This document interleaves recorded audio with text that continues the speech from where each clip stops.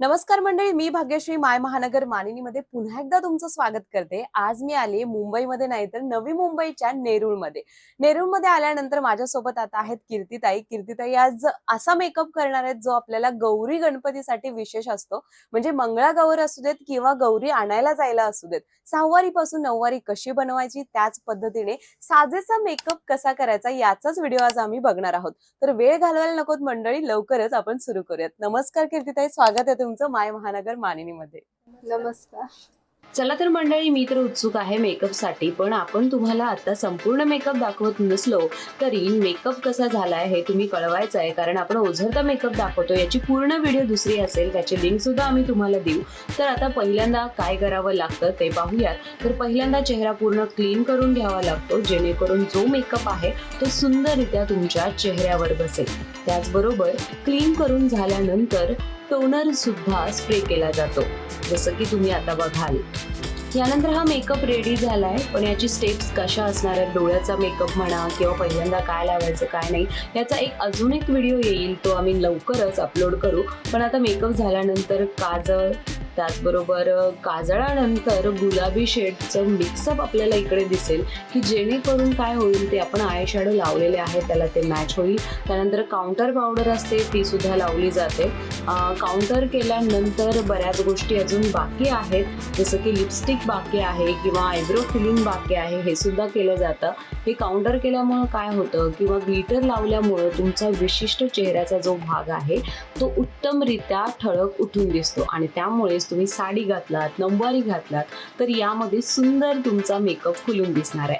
आता हा संपूर्ण मेकअपचा व्हिडिओ आहेच, पण हा मेकअप सेटर आता आपल्याला दिसतोय. त्यानंतर लिपस्टिक पिंक कलरची आहे, कारण माझी साडी तशी आहे. मस्करा सुद्धा लावलेला आहे. आता तसं पाहायला गेलं तर पूर्ण मेकअप रेडी आहे. आणि यानंतर आता आपण बघणार आहोत की हेअरस्टाईल सुद्धा झालेली आहे, आणि त्यानंतर आता आपण बघणार आहोत की नऊवारी साडी जी आहे सहावारीपासून कशी दिसायची.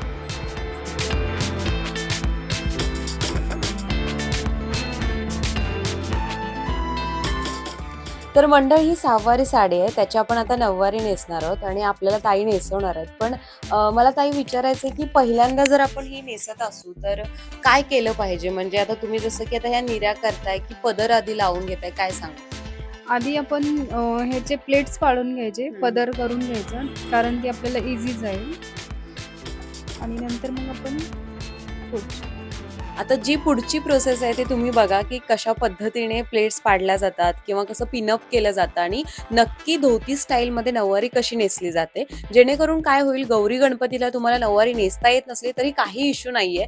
तुम्ही अगदी एक 10 मिनिटात सेम म्हणजे नऊवारीचा जसा पॅटर्न असतो तसंच तुम्ही तयार होणार आहे. चला तर मग साडीची पहिल्यांदा पिनअप करून घ्यायची, तो म्हणजे पदर.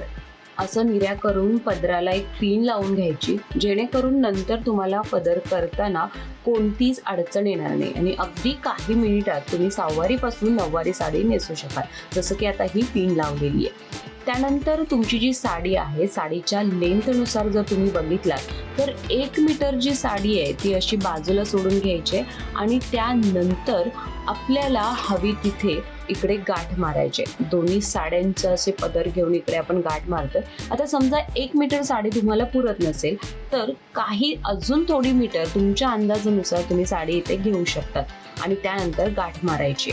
गाठ मारून झाल्यानंतर डाव्या साईडला जो काही आपला साडीचा भाग उरलेला आहे तो असा मागून घ्यायचा आहे, आणि इकडे सुद्धा आपल्याला निर्या करायच्यात. काय असतं की आपल्या सहावारी साडीला फॉल लावलेला असतो, पण फॉलची जी डिझाईन आहे किंवा जी किनार आहे ती अशी सेट करून घेतल्यानंतर मस्त जो कासोट्याला किंवा नऊवारीला जो मागचा भाग आपल्याला सुंदररित्या दिसतो, ती किनार अशी दिसणार आहे. काही वेळा असं होऊ शकतं साडी कमी पडू शकते, त्यामुळे एकदा तुम्ही हे ट्राय पहिल्यांदा करा, जेणेकरून तुमचा जो लुक आहे तो परफेक्ट येईल. आता हे झाल्यानंतर उजव्या साईडला आपण पिनअप करून घेतलेलं, तर उजव्या पायातून मागे या पद्धतीने साडी खेचून घ्यायची, जसं की आपण व्हिडिओमध्ये बघतोय, आणि त्यानंतर हा पदर असा इकडे टाकून द्यायचा आहे. यानंतर इकडे थोडंसं सेट व्हायला वेळ लागतो, पण या पद्धतीने तुम्ही घरच्या घरी स्वतः सुद्धा या पद्धतीने साडी सेट करू शकता, जशी तुम्हाला आता दिसत आहे. आता आपण बघितलं तर अगदी पायापासून हे असं नऊवारीचा लुक सहावारीपासून तयार होतो. हा बघा, हा आहे फायनल लुक. आता आपण ज्वेलरी सुद्धा घातली आहे, सुंदर तयार झालेलो आहे. ज्वेलरी घालून तुम्ही सुद्धा या पद्धतीचं लुक करू शकता. पण आता हा लुक कसा आहे एकदा नजर टाका.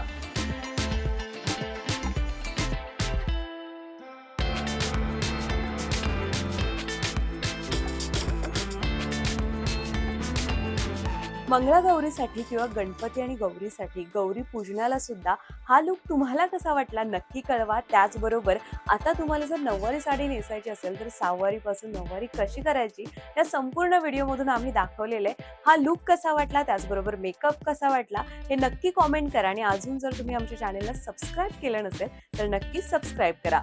धन्यवाद. गणपती बाप्पा मोरया.